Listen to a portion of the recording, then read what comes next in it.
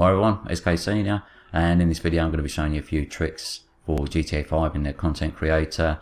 A few things like how to put starting grids down in places where you shouldn't normally be able to put them, how to do compressed starting grids, how to put trigger points up in the air, and how to do like a custom thumbnail of a passenger airliner like this one that you see on the screen now.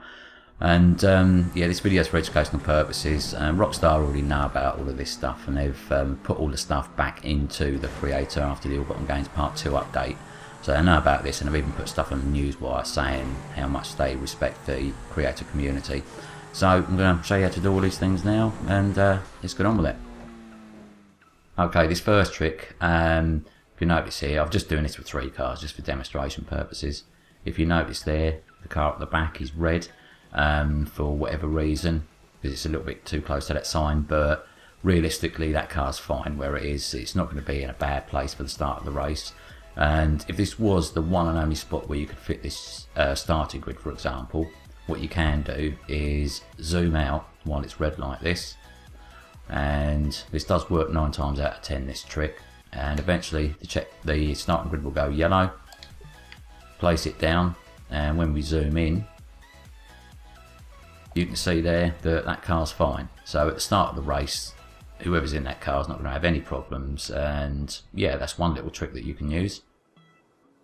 Okay, so next thing I'm going to show you is how to place a trigger in a custom slot like on top of this mast here.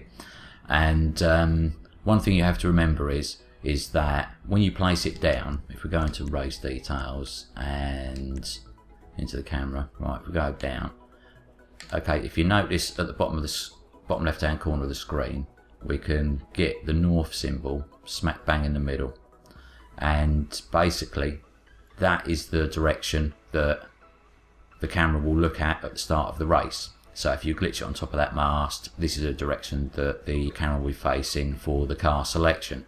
So you don't want to sort of like glitch it, say, behind that satellite dish, because then all people are going to see is this view, and they're not going to be able to see their cars, and it's going to piss people off. So you need to sort of like be mindful of that. Just get the north in the middle, and that's sort of like an indication of where the camera's going to be pointing. So let's go into placing the trigger.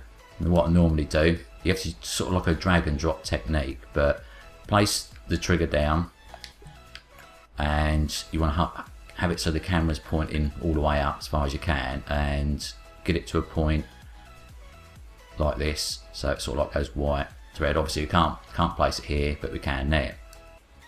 So all it is now is sort of like a matter of dragging it and pressing X at the same time until we can glitch it on top of this.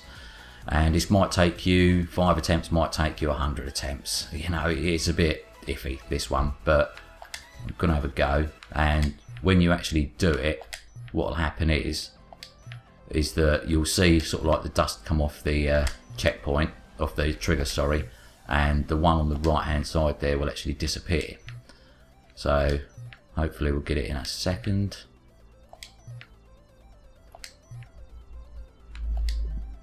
Okay, there we go, and it's on there, and you'll notice that it disappeared from that spot, and you might just be able to make it out on top of this.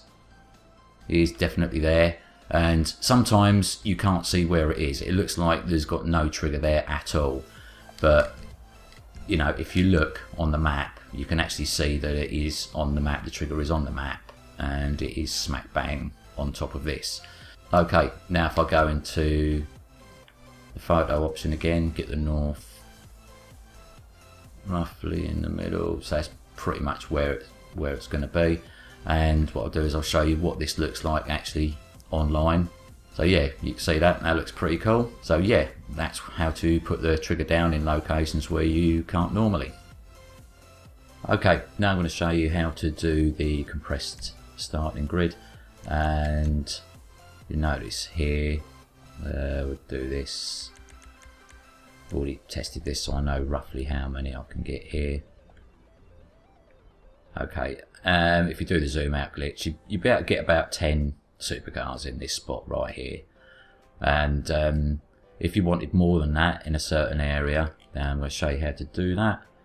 And what you do is go into race details, go to available vehicles, switch on motorcycles and supercars off, and then what we do, go into the checkpoint again, put the starting grid in, and this time we're just going to go for the whole 30, and you have to put it on small grid. That's important, it has to be on small grid.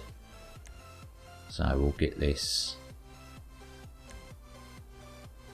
set until we can see that we can actually get the 30 in there, like that. Okay, now all we do is we just place that down. You see that's placed down perfectly okay, no problem at all.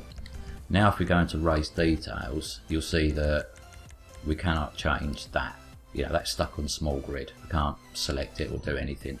So what we do is just save the match, save the race, and as soon as that's done, we go back into race details, and now we can change the size of the grid. Okay, so we change that to medium, and it doesn't change the footprint size of the starting grid. Go back down to available vehicles, switch the supercars back on, or any other class that you want, and switch motorcycles off. Now when I press circle, you'll see the screen fades out, and when it comes back in, there we go. There's the compressed starting grid. Yeah, it really is as easy as that, so no time involved or any crazy stuff. And yeah, that's it. So you can save that, and yeah, that'll be your custom starting grid. Okay, I'm now going to show you how to get that thumbnail of the passenger airliner. I normally come to roughly this spot on the map. Further down I tend to get the Luxor spawn. So anyway, in this position, and obviously go into race details, photo, and just start climbing up.